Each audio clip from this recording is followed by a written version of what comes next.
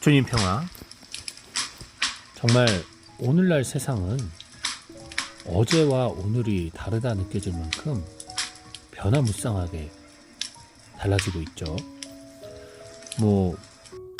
그만큼 여러 가지 과학이라던가 의학이라던가 기술들이 발달하고, 또 우리나라 같은 초고속 인터넷이 발달된 나라는 수많은 정보들을 손쉽게 얻어낼 수 있기 때문에 어제까지 알던 모든 지식이 전혀 새롭게 세팅되는 경우도 있을 수 있겠죠. 근데 사실 제가 어렸을 때만 해도 30년, 40년 전만 해도 참 세상은 변하지 않는 것 같았어요. 작년에 들판이었던 것이 올해 갑자기 뭐가 생기는 게 없었어요.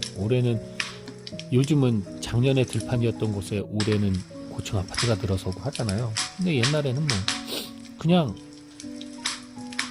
환경도 비슷하고 사람도 비슷하고 어떤 문화 관습도 변치 않고 비슷하고 크게 다를 게 없었습니다. 그리고 지식을 추구함에 있어서도 오늘날은 스마트폰으로 검색어만 치면 너무나 방대한 자료를 얻을 수 있지만, 옛날에는 그걸 알려면 발품팔이를 해야 하고 시간을 소비해야 했죠.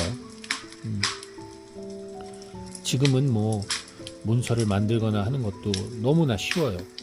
제가 상담할 때 추거록이라는 것을 만들게 됩니다. 즉, 내담자와 대화했던 내용을 다 녹음을 해서 그것을 글씨로 숨소리까지 다 표현을 해서 만들어서 이제 그걸 가지고 슈퍼비전을 받곤 하는데요. 옛날에는 일일이 그걸 다 쳐서 하느라고 정말 많은 시간이 들었겠죠. 말이 느린 사람은 혹은 한 15분 동안 침묵을 지키고 이런다면 좀 수월할 수 있겠지만, 어떤 내담자는 감정이 격해서 수많은 말을 내뱉곤 합니다. 그러면 또 발음이 부정확한 분들, 그런 경우에는 정말 곤혹스러워요. 아무리 듣고 또 들어도 무슨 말 하는지 모르니까.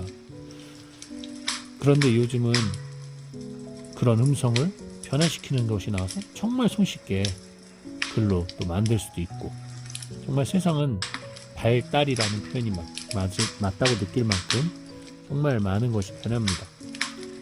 하지만 옛날엔 그러지가 않았어요. 근데 그러다 보니까 이 발달의 이면에 그늘이 있다는 걸 알게 됐습니다. 무엇보다도 눈에 띄는 것이라면 사람들이 인내심이 옛날에 비해 줄어들 수밖에 없죠. 옛날엔 뭐든지 시간이 걸렸어요. 오래 걸렸습니다. 예전에 어머니가 수원에서 평택으로 직장을 다니실 때 정말 버스를 몇 번을 갈아타시면서 2시간이 넘는 시간을 걸려서 출근을 하시곤 하셨어요. 지금처럼. 그리고 강원도 갈 때 그 산을 대관령을 굽이굽이 넘어가는 그 어마어마하게 긴 시간, 그죠? 근데 지금은 정말 빨리 갈 수 있지 않습니까? 그런 세상인데, 그런 만큼 사람들은 인내심이 부족합니다. 오늘 야고보서에서도 끈기와 인내 이야기가 나옵니다. 욥의 인내에 대한 이야기도 하면서 우리가 좀 더 참고 버티는 것, 특별히 서로의 관계 안에서 원망하지 않기 위한. 원망은 어디서 생깁니까? 나와 그의 다름을 인정하지 않을 때 생기는 거예요. 왜 내 마음 같지 않은 거야 너는? 거기에서 원망이 나오거든요. 그 다름을 인정하기 위해서, 그것을 알아내기 위해서, 그것을 이해하기 위해서는 인내의 시간이 필요한 거죠. 그것이 요즘은 많이 부족합니다. 단적인 예로 지금이나 옛날이나 어떤 목적을 이루기 위해서 공부를 한다거나 운동을 한다거나 하는 것들이요. 요즘은 다이어트를 많이 하죠. 그런 것들이 인내를 필요로 하잖아요. 그런 개인을 위해서 자신의 어떠한 목적을 위해서 인내하는 것은 뭐 옛날이나 지금이나 비슷합니다. 그런데 한 가지가 너무나 많이 퇴색이 돼버렸어요. 이유는 그 가치가 불변하기 때문이죠. 바로 신앙입니다. 우리가 믿는 하느님, 우리가 믿는 그리스도교는 옛날이나 지금이나 변한 게 하나도 없어요.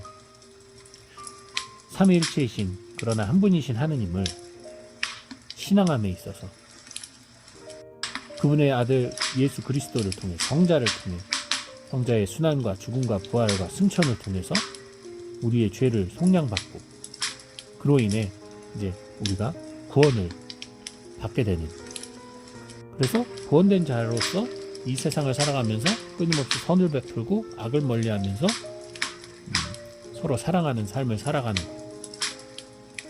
사랑하기에 서로 이해하고 용서하며 화해하며 살아가는, 이것이 그리스도교의 핵심 교리고, 이 가치는 옛날이나 지금이나 1000년 전이나 2000년 전이나 변함이 없다는 거죠.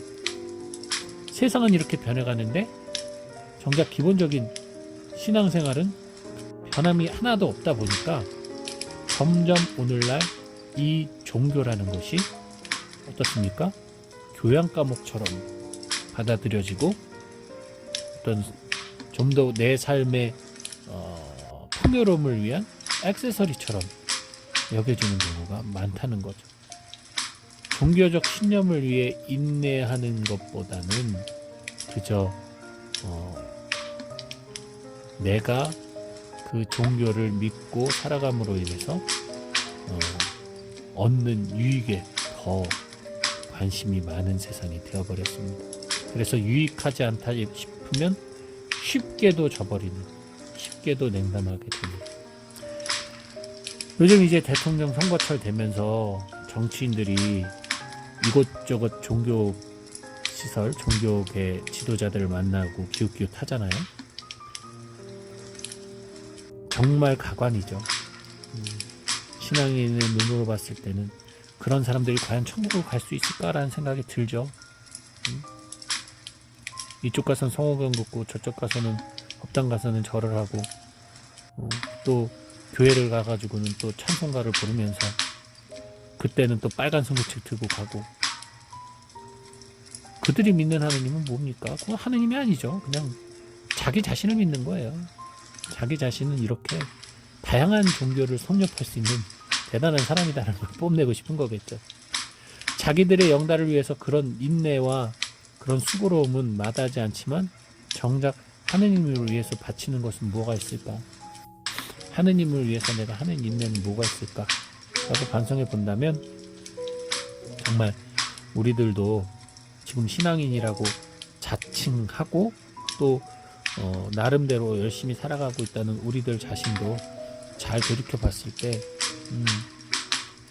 절대적인 주권자 하느님께 나의 신앙을 두고 살아가고 있는지, 아니면 그 안에서 미신적인 신앙으로 흘러가고 있는 것은 있지 않은지, 내가 원망하고 미워하는 사람들 벌 주길 바라고, 내가 사랑하는 사람들만 축복받길 바라고, 이 세상에 살아가는데 내만 유익한 어떤 것들에 대해서 끊임없이 요구하는 기도를 하고 있지는 않은지,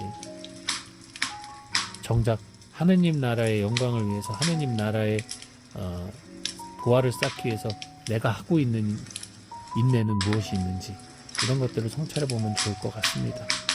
오늘 복음 말씀에 나오는 부부의 이야기도 마찬가지인 것 같아요. 서로가 서로의 다름을 인정하고 인내하는 그 과정이 배제되었다면 이미 그것은 부부관계가 아닙니다. 특별히 하느님을 중심으로 한 삶을 살아가지 못하는 그리스도 신앙인이라면 그거는 이미 그리스도인이라고 말하면 안 되겠죠. 하느님을 중심으로 두지 않았는데 그게 어떻게 그리스도인입니까? 그런 가정이라면 그것은 마땅히 깨지는 게 맞아요. 버리고 안 버리고의 문제가 아니라 그것은 하느님을 믿는 것을 방해하는 그런 부부관계라면 그것은 깨지는 게 오히려 맞습니다.